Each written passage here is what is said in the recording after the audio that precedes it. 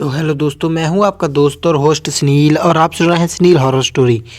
कहानी को देखने से ज़्यादा सुनने में मज़ा आता है, तो अपने हेडफोन लगा लीजिए दोस्तों। आज की कहानी का नाम है ट्रक ड्राइवर की आप बीती। तो बिना देरी को हम कहानी को शुरू करते हैं। आप चैनल को सब्सक्राइब कर लें और अगर आपको कहानी अच्छी लगी तो आप लाइक कर देना।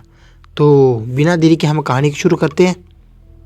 दोस्तों, ये कहानी हमें शिवांश ने भेजी है और ये कहानी मैं शिवांश के पॉइंट ऑफ व्यू से सुनाऊंगा। दोस्तों, मेरा नाम शिवांश है और मैं एक ट्रक ड्राइवर हूँ। ये घटना कुछ 3 या 4 साल पहले की है। वो शायद जुलाई का महीना था और बरसात के दिन चल रहे थे और मुझे एक काम मिल गया था। काम ये था कि मुझे एक घर का सामान लेकर नाकिस से नागपुर जाना था। वैसे मैं जाना तो नहीं चाहता था क्योंकि पिछले 2-3 दिन से मौसम बहुत ख़राब था और तेज़ बारिश भी हो रही थी। डर इस बात का था कि अगर मैं बारिश में फंस गया तो उल्टा देने के लेने पड़ जाएंगे, मतलब कि मेरा ही नुकसान होगा। और फिर मैंने उन्हें बताया कि बारिश की वजह से मैं तो नहीं जा सकता, पर सामने वाली पार्टी ने मुझे थोड़े ज़्यादा पैसे देने का वादा किया और जल्द से जल्द सामान नागपुर यानी उनके दूसरे घर पहुंचाने को कहा। तो कुछ देर सोचने के बाद मैं भी मान गया और शनिवार दोपहर को उनके नासिक वाले घर चला गया। उस दिन सुबह से बारिश गिर रही थी और बारिश में सामान को ट्रक में लोड करते करते रात के 8 बज गए। रात के समय सारा सामान गाड़ी में लोड करने के बाद मैं अकेला ही नागपुर की ओर निकल पड़ा। अब मैंने दोपहर से खाना भी नहीं खाया था तो मुझे बहुत भूख लगी थी। तो मैं आगे जाकर रास्ते पर एक ढाबे पर अपने ट्रक को एक साइड रोका और वहीं खाना खा लिया। मैं जब खाना खाकर ढाबे से बाहर निकला तो मैंने देखा कि एक आदमी बारिश में भीगता हुआ मेरे ही ट्रक के पास खड़ा था। मैं अपने आप को बारिश से बचाते हुए भागकर ही उसके यानी कि उस आदमी के पास चला गया। तो उसने कहा कि वो एक दूसरे ट्रक से नागपुर की ओर ही जा रहा था, पर वो जिस ट्रक से जा रहा था वो ट्रक पीछे कहीं बंद पड़ गया है और वो चलकर ही इस ढाबे तक आया है। तकरीबन 1 घंटे से वो नागपुर जाने वाली ट्रक को ढूंढ रहा था। तो मैंने उस आदमी को मेरे साथ चलने को कहा। वो आदमी गीले कपड़ों के साथ सिकुड़कर एक कोने में बैठ गया। मैंने उससे कहा, तुम्हारे पास दूसरे कपड़े नहीं है क्या? तो उसने ठंड से कांपते हुए ना में जवाब दिया। अब मेरे पास भी उसे देने के लिए कुछ भी नहीं था, तो सोचा कि कहीं आगे जाकर किसी ढाबे पर ज़रूर कुछ ना कुछ मिल जाएगा। अब सफ़र काफ़ी लंबा था तो मैंने ट्रक में टेप यानी कि म्यूज़िक सिस्टम चालू कर दिया। तो बड़ी आवाज़ में मैंने गाना बजाना शुरू किया। ज़्यादातर तो वो फिल्मी गाने थे, पर बीच बीच में ही कोई भजन, कोई भगवान का गाना शुरू हो जाता था। और जैसे ही भगवान का गाना शुरू होता तो वो आदमी थोड़ा अजीब सा व्यवहार करने लगा था। अजीब तरह से अपने शरीर को तोड़ने मड़ोड़ने लगता था। बीच बीच में ही अपने सिर को काफ़ी नीचे झुका लेता था। उसकी आंखों से बार बार पानी निकलने लगता और उस बारिश में ठंडे मौसम में अचानक उसके सिर से लेकर पाँव तक उसे पसीना आने लगता। मैंने गौर से 3 या 4 बार देखा। जब भी कोई भगवान का गाना या भजन शुरू हो जाता, अचानक ही उसकी हालत बिगड़ने लगती थी। वो देखकर मैंने उस आदमी से पूछा, भाई कोई तकलीफ़ है क्या या फिर तबीयत ख़राब है? तो उसने थरथराते हुए हाथों से इशारा करते हुए बस इतना ही कहा, नहीं, क्या तुम ये टेप बंद कर सकते हो? मुझे उस आवाज़ से तकलीफ़ हो रही है। मुझे सच में थोड़ा बुरा लगा क्योंकि गाने बहुत ही आवाज़ में चल रहे थे, पर हमें ट्रक वालों की आदत होती है, अगर हमें नींद ना आए तो हम इसलिए अक्सर बड़ी आवाज़ में गाने चलाते हैं। लेकिन उस आदमी की हालत को देखकर मैंने तुरंत टेप को बंद कर दिया। उस वक्त रास्ते पर ज़्यादा गाड़ियाँ भी नहीं थी और जिस नेशनल हाईवे पर हम जा रहे थे वहाँ तो कहीं कहीं लाइट्स भी बंद थी। काफ़ी देर ट्रक चलाने के बाद रात के तकरीबन 2 या ढाई बज रहे थे कि तभी खड़खड़ आवाज़ करते हुए अचानक ही ट्रक एक जगह पर रुक गया। मुझे तो समझ ही नहीं आया कि अचानक क्या हो गया। अभी तक तो सब ठीक था। मैंने आगे देखा तो आसपास दूर दूर तक फैला मैदान दिखाई दे रहा था। चारों ओर सिर्फ मैदान था और बीच बीच में से कई बड़े बड़े पेड़ थे और कई घनी झाड़ियाँ थी जो रात के उस वक्त काफ़ी डरावनी लग रही थी। मैंने कई बार ट्रक को चालू करने की कोशिश की पर ट्रक चालू ही नहीं हो रहा था। मैंने उस आदमी से कहा कि तुम यहीं रुको, मैं देख कर आता हूँ कि गड़बड़ क्या है। तो मुझे देखकर वो आदमी पहली बार थोड़ा मुस्कुराया। उस रास्ते पर आसपास कोई भी नहीं था, बस एक आध गाड़ी उस रास्ते पर नज़र आ रही थी। मैं नीचे उतरकर गाड़ी के नीचे जाकर इंजन चेक ही कर रहा था कि वो आदमी तेज़ी से गाड़ी के नीचे उतर गया और उतरकर सीधे रास्ते के किनारे झाड़ियों के बीच अंदर जाने लगा।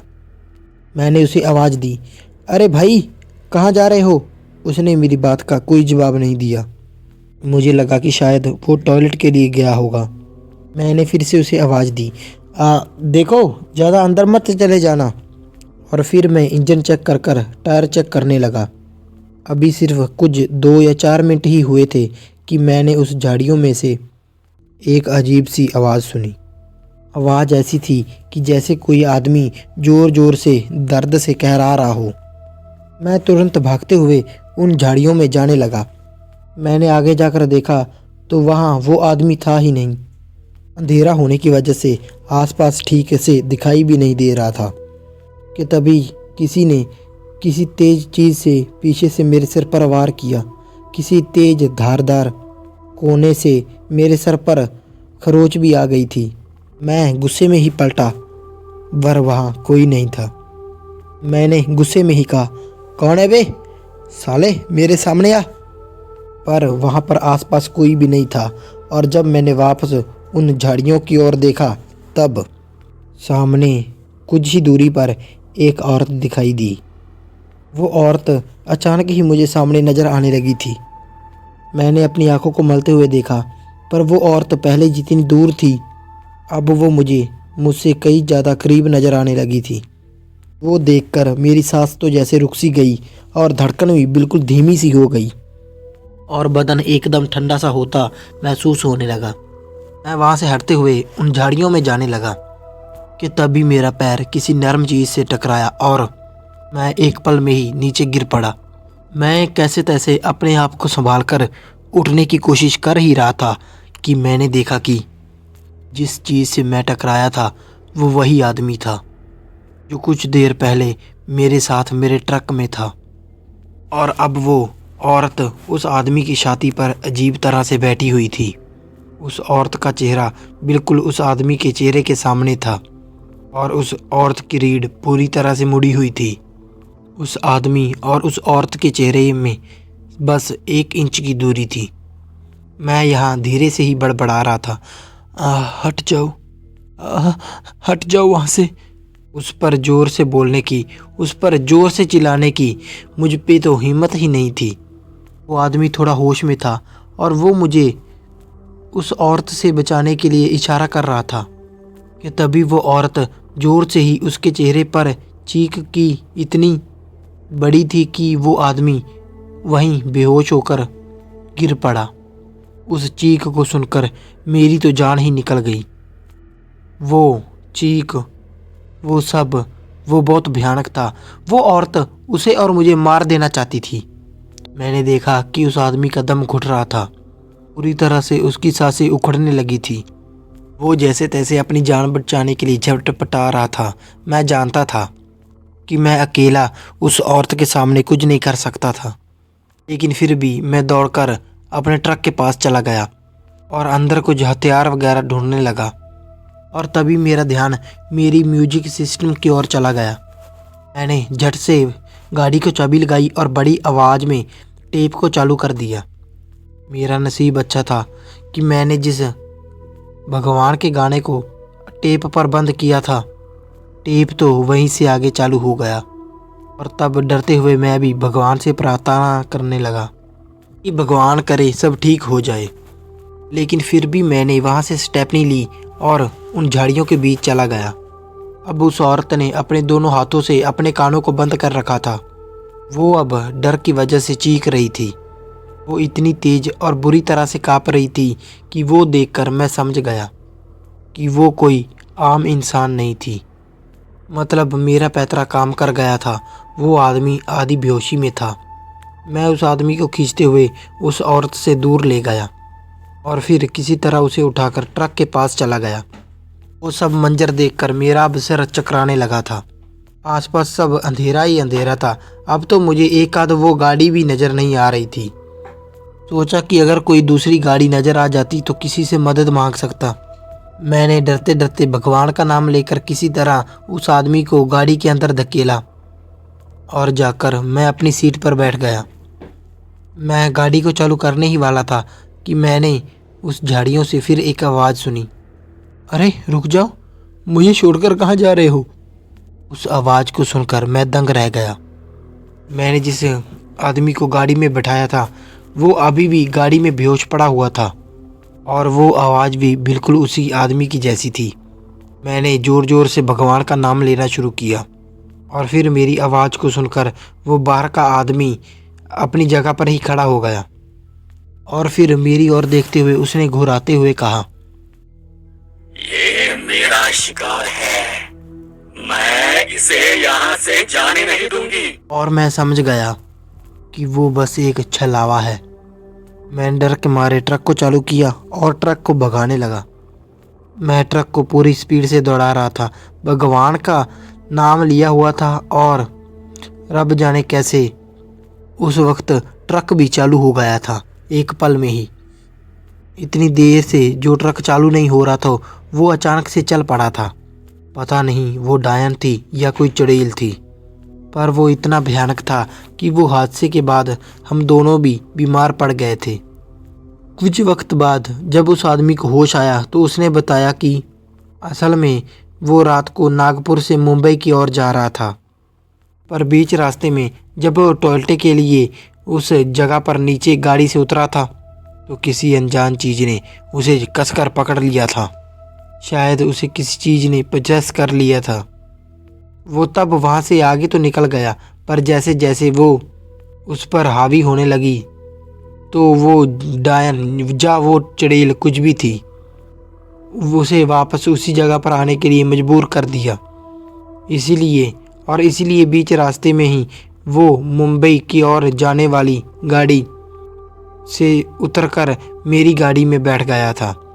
उसने कहा था कि तब अगर तुम मुझे आने से मना कर देते तो शायद मैं तुम्हें मार देता, पर अच्छा हुआ कि तुम मुझे वहाँ ले जाने के लिए तैयार हो गए और आज सिर्फ तुम्हारी वजह से ही मेरी जान बच पाई है।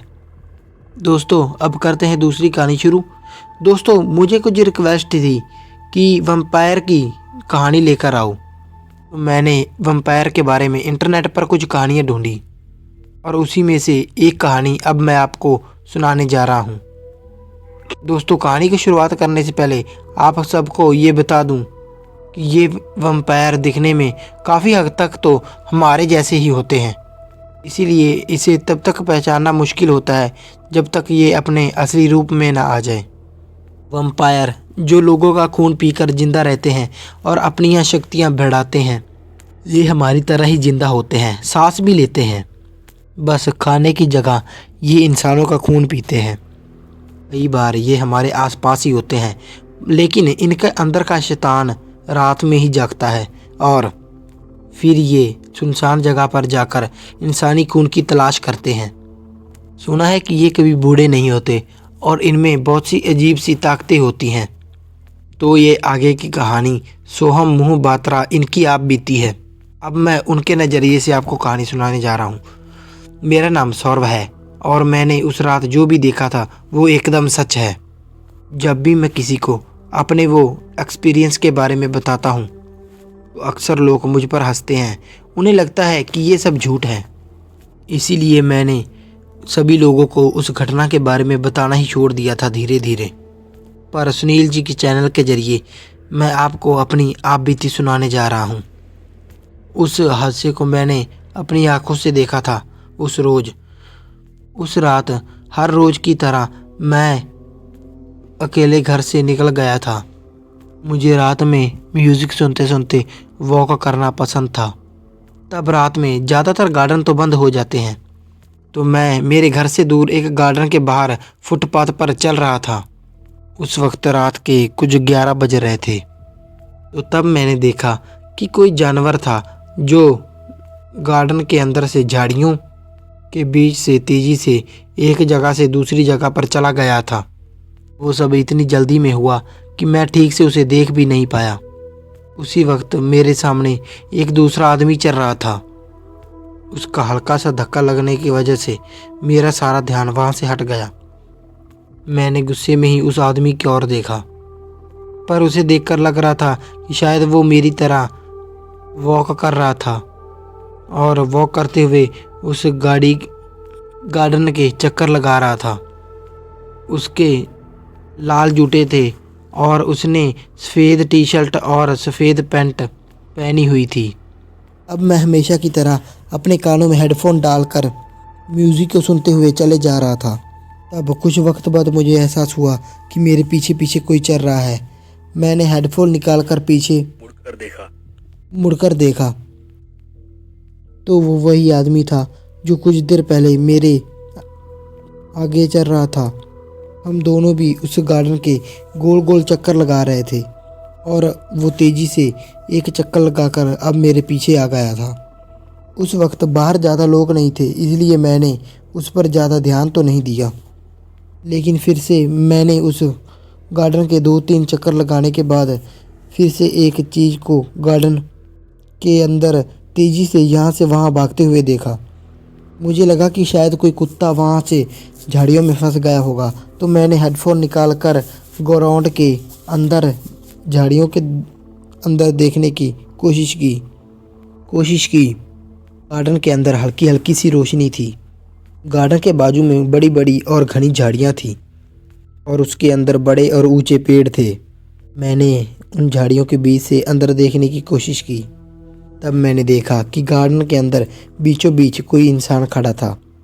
मुझे लगा कि वो उसी गार्डन का कोई सिक्योरिटी गार्ड होगा।